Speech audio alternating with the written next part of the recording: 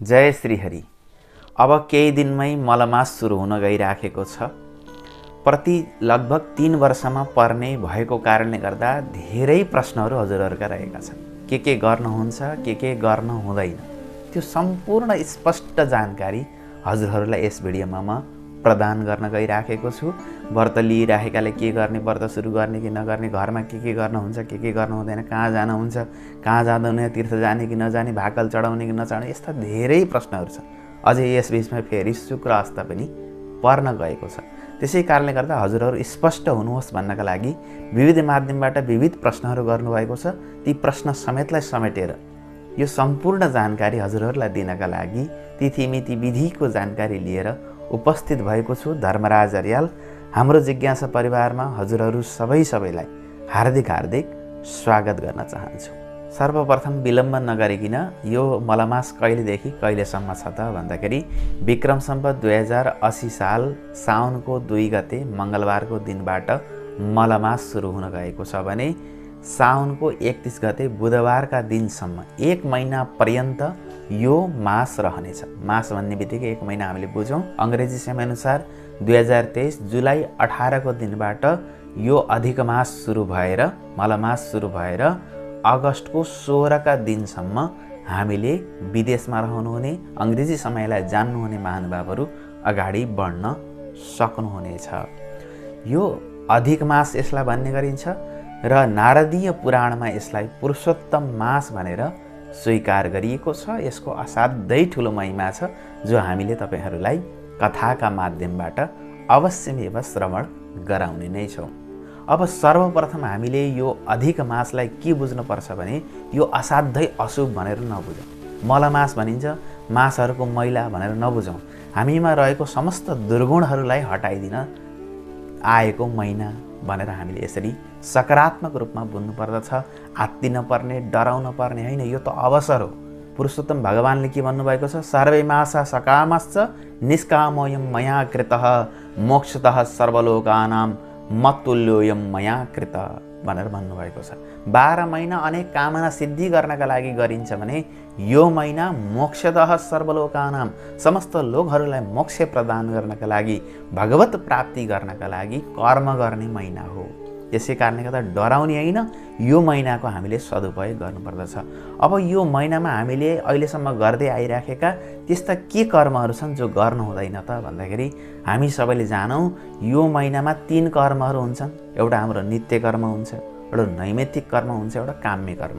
3 कर्ममध्ये हामीले नित्य कर्म र नैमित्तिक कर्महरू गर्नुपर्दछ र अन्य कर्महरू हामीले गर्नु हुँदैन। जसरी बृहस्पति ग्रह अस्त हुँदाखेरि, शुक्र ग्रह अस्त हुँदाखेरि हामीले जे कर्महरूको त्याग गर्ने गर्दथ्यौँ ती कर्महरू हामीले यस समयमा गर्नु हुँदैन। अब यही साउनको 18 गतेका दिनबाट शुक्र ग्रह अस्त हुँदै हुनुहुन्छ भदौको 1 गतेसम्म। त्यस कारणले गर्दा मिश्रित छ। अब हामीले त कहिलेबाट पालन गर्नु पर्यो भन्दा साउनको 2 गतेबाटै यी सबै कुराहरू पालन गरेर अगाडि बढ्नु पर्यो। त्यसै कारणले गर्दा शुक्र अस्तको हामीलाई खासै ख्याल गरिराख्नु पर्ने आवश्यकता रहेन। तर भदौ 1 गतेसम्म हामीले चाहिँ शुक्र अस्तलाई पनि मानेर अगाडि बढ्नु पर्यो। 31 गते सबै सकिने भयो र भदौ 1 गते गएर शुक्र उदय हुनु नि भयो। हामीले 3 गतेबाट सबै कर्महरू अगाडि बढाउन सक्छौँ, शुक्र अस्तले रोकिएका कर्महरू पनि। अब के कर्म गर्नु हुँदैन त भन्दाखेरि यो समयमा हामीले जान्नुपर्ने विवाह, व्रतबन्ध, गृहारम्भ, घरको वास्तु, तुलादान, चौरासी जस्ता कर्महरू हामीले यो समयमा, यो मलमासको समयमा गर्न भएन। किनकि यी काम्य कर्म हुन्, कामना राखेर गरिने कर्म भएको कारणले गर्दा यी कर्महरू गर्न भएन। यसै गरी यो समयमा हामीले कुनै पनि मन्दिरमा कुनै पनि मूर्तिहरूको प्राण प्रतिष्ठा गर्ने कर्म हामीले गर्नु भएन। जो हामीले अचल प्रतिष्ठा गर्छौँ, ठुल्ठुला मन्दिरहरूको उद्घाटन गर्ने यस्ता कर्महरू हामीले यो समयमा गर्नु हुँदैन।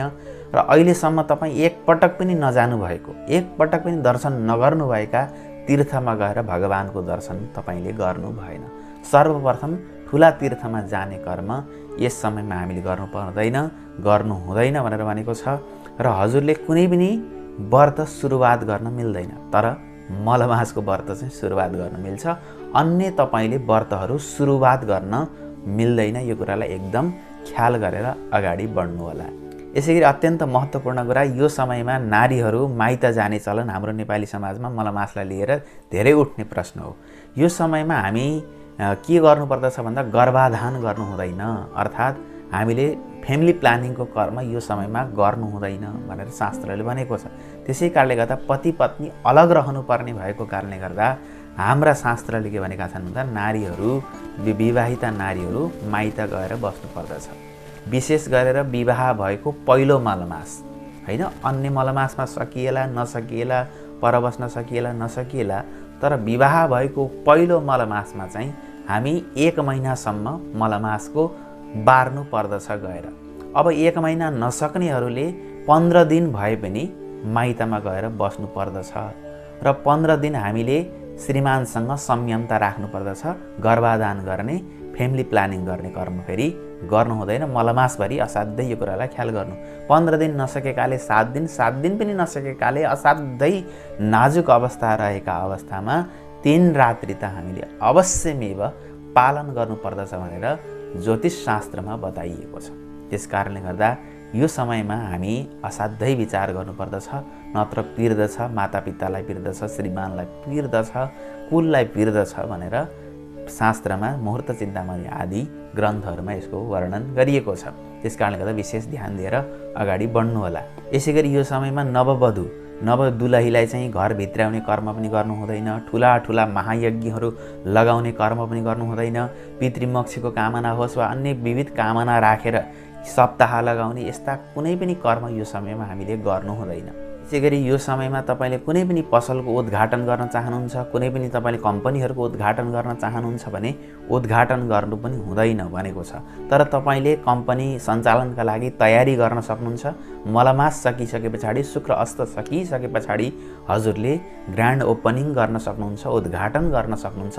यो समयमा तपाईँले चाहिँ भित्र तयारी गर्ने, आफ्नो व्यापार व्यवसायलाई अगाडि बढाउन सक्नुहुन्छ। तर ओपनिङ भनेर त्यसरी तपाईँले विशेष सभा गर्ने, विशेष किसिमको उत्सव गर्ने कर्म हजुरका लागि त्यति फलदायी हुँदैन। यस कुरालाई एकदम ख्याल गरेर अगाडि बढ्नु होला। र यसै गरी हामीले जान्नुपर्ने कुरा के छ भने यो समयमा ठुला ठुला धन सम्पत्ति जोड्ने, ठुला ठुला खरिदारी गर्ने कर्म हामीले गर्नु हुँदैन। आफ्नो भोग विलासका लागि, आफ्नो सुखका लागि ठुला ठुला चिजहरू होइन सङ्ग्रह गर्ने कर्म पनि त्यति उत्तम हुँदैन भनेर शास्त्रले बताएको छ। यो समयमा इनार खन्ने, तालतलैया बनाउने यस्ता कर्महरूलाई पनि गर्नु हुँदैन भनेको छ। घरको जग राख्ने कर्म पनि गर्नु हुँदैन भनेको छ। तर गर्दै आइराखेको काम चलिराखेको घरमा काम रोक्नुपर्ने आवश्यकता छैन। हजुरले घरको जग राखेर नयाँ घर बनाउन सुरुवात गर्न चाहिँ यस समयमा हुँदैन भनेर जान्नुपर्दछ। र हजुरले कुनै समयमा भाकल लिनुभएको थियो होइन, यस्तो चढाउँला यस्तो गराउँला भनेर कुनै मन्दिरमा चढाउने भाकल सोच्नु भएको थियो भने यो समयमा पनि भाकल चढाउन जानु हुँदैन। त्यसै कारणले गर्दा विशेष ध्यान दिएर अगाडि बढ्न सक्नुहुनेछ। यसै गरी यो समयमा घरमा लघुरुद्र लगाउने, ठुला ठुला पूजाआजा गर्ने यस्ता कर्महरू पनि गर्नु हुँदैन। बच्चाको कान छिने कर्म गर्न हुँदैन, चुडा कर्म गरिदिनु हुँदैन होइन, बच्चाको कपाल काटिदिने यस्ता कर्महरू पनि यस समयमा हामीले गर्नु हुँदैन। यसै गरी ध्यान दिनुपर्ने कुरा, यो समयमा हामीले गुरु दीक्षा लिने, गुरु मन्त्र सुन्ने सुनाउने कर्म पनि गर्नु हुँदैन, सन्यास लिने कर्म पनि यो समयमा गर्नु हुँदैन भनेर शास्त्रले आदेश गरेको छ। यी मोटामोटी कुराहरू गर्नु हुँदैनन्, हजुरहरूले जान्नुपर्ने। अब यो समयमा हामीले के कर्म गर्न सक्छौँ त भन्दाखेरि जसमध्ये नित्य कर्म र नैमित्तिक कर्मलाई हामीले रोक्नु हुँदैन भनेर शास्त्रले आदेश गरेको छ। अब नित्य कर्म भनेको जो दैनिक हजुरले पूजापाठ गर्नुहुन्छ ती कर्महरू, जुन गायत्री मन्त्र जप गर्नुहुन्छ, गुरु मन्त्रको जप गर्नुहुन्छ, नित्य दान गर्नुहुन्छ, नित्य सेवा, नित्य श्राद्ध, नित्य तर्पण जस्ता जो हजुरले अहिलेसम्म निरन्तर रूपमा गर्दै आइराख्नु भएको छ। हजुरको पाठ पारायण गर्ने दिनदिनै होइन, कसैले हनुमान चालिसा पाठ के पाठ गर्नुहुन्छ, ती जप सन्ध्या सबै कर्महरू हामीले गर्न सक्दछौँ। यसमा हजुरलाई कुनै रोकटोक छैन, अगाडि बढ्न सक्नुहुन्छ। यसै गरी हजुरहरूले बार अनुसारको व्रत बस्दै आइराख्नु भएको छ, कसैले सोमबारको, मङ्गलबारको, बुधबारको, ती व्रतहरूलाई पनि हजुरले सुरुवात गर्न नहुने हो, तर व्रत गर्दै आइराखेका व्रतहरू अगाडि लान सक्नुहुन्छ। एकादशीका, पूर्णिमाका, अष्टमीका, वैभव लक्ष्मी होइन के होइन, सन्तोषी माता के व्रतहरू हजुरहरूले गर्दै आइराख्नु भएको छ, ती सबै व्रतहरूलाई निर्धक्क रूपमा श्रद्धापूर्वक हजुरले रोकटोक बिना अगाडि बढ्न सक्नुहुन्छ। परेका विविध पर्वहरू पनि यस समयमा हामीले मनाउन सक्दछौँ, निर्धक्क रूपमा अगाडि बढ्न सक्नुहुनेछ। त्यसै गरी यो समयमा गते अनुसार मनाउने जन्मदिन हामीले मनाउन सक्छौँ, जो बच्चाको भात खुवाई गर्ने कर्म गरिन्छ, अन्नप्राशन त्यो कर्मलाई गर्न सकिन्छ। त्यसैगरी यो समयमा हामीले जो न्वारन पर्न जान्छ त्यो न्वारनलाई पनि हामीले अगाडि लैजान सक्छौँ, न्वारन पनि कर्म गर्न सकिन्छ। यसैगरी हजुरहरूले चतुर्मासको व्रत गर्दै आइराख्नु भएको छ, त्यो चतुर्मासको व्रतलाई पनि निर्धक्क रूपमा हामीले अगाडि बढाउन सक्छौँ। र मलमासको व्रत त अब हामीले गरेकै छौँ, त्यसको सुरुवात गर्न भने हुन्छ, मैले अगाडि पनि बताएँ, त्यसलाई निरन्तर लान सक्छौँ। र मुख्य कुरा यो समयमा पुरुषोत्तम मास माहात्म्य अनिवार्य रूपमा सबैले व्रत बसेकाले पनि नबसेकाले पनि अवश्यमेव श्रवण गर्नुपर्दछ। अत्यन्त दुर्लभ अवसर, प्रति 3 वर्षमा आउने यो असाध्यै ठुलो महिना हो जसले हामीलाई भुक्ति मुक्ति प्रदान गर्न सक्दछ। त्यस कारणले गर्दा कथा श्रवण गर्ने कर्म हामीले अवश्यमेव गर्नुपर्दछ। यसैगरी हामीले बुझ्नुपर्ने जो मृत्यु भएको छ 13 दिनका कर्महरू पनि यस समयमा हामीले गर्न सक्छौँ। तर वार्षिकीको सम्बन्धमा, श्राद्धको सम्बन्धमा अलिकति हामी भिन्न हुनुपर्ने हुन्छ। यो अधिक मासमा जसको मरण हुन्छ, अधिक मासको मरणमा जस्तै कृष्ण पक्षमा मरण भयो भने त्यसको त्यही महिनाको कृष्ण पक्षमा अर्को साल वार्षिकी कर्म हुन्छ र श्राद्ध पनि त्यही पक्षको त्यही तिथिमा हुने गर्दछ। र यदि अधिक मासको शुक्ल पक्षमा मरण भयो भने अर्को सालको त्यही महिनाको त्यही तिथिको त्यही पक्षमा चाहिँ त्यसको श्राद्ध आदि कर्म हुने गर्दछ। त्यसै कारणले गर्दा अधिक मासमा श्राद्ध तर्पण आदि कर्महरू हुँदैनन्। तर नित्य तर्पण गर्ने गर्नुभएको छ भने नित्य तर्पणलाई चाहिँ अगाडि लान सकिन्छ। वार्षिकी हुँदैनन्, तर 13 दिने कर्महरू हामीले यस समयमा गर्न सक्दछौँ भनेर शास्त्रमा आदेश गरिएको छ। यसैगरी यो समयमा भगवानको भजन कीर्तन गर्ने कर्म हामीले गर्न सक्छौँ। एकपटक गएको तीर्थ छ भने त्यस स्थानमा हामी जान पनि सक्छौँ। तर चतुर्मासमा के भनेको छ भने अन्य महिनामा तीर्थ हिँड्ने पनि चतुर्मासमा थपक्क बसेर सत्सङ्ग गर्ने, भगवानको ध्यान चिन्तन गर्ने ऋषि परम्परा हो। त्यसै कारणले गर्दा यो बर्खाको महिना पनि छ, खासै धेरै तीर्थहरू धाउनु त्यति उत्तम हुँदैन। तथापि हजुरहरू साउनको सोमबारको व्रत गर्दै आइराख्नु भएको छ, त्यो पनि रोकिन्न। त्यसको विषयमा हामीले अगाडि हजुरहरूलाई विशेष जानकारी साउनको सोमबार व्रत 2080 भनेर जानकारी दिइसकेका छौँ। त्यहाँ स्पष्ट रूपमा नहेरेकाले हेर्नुहोला।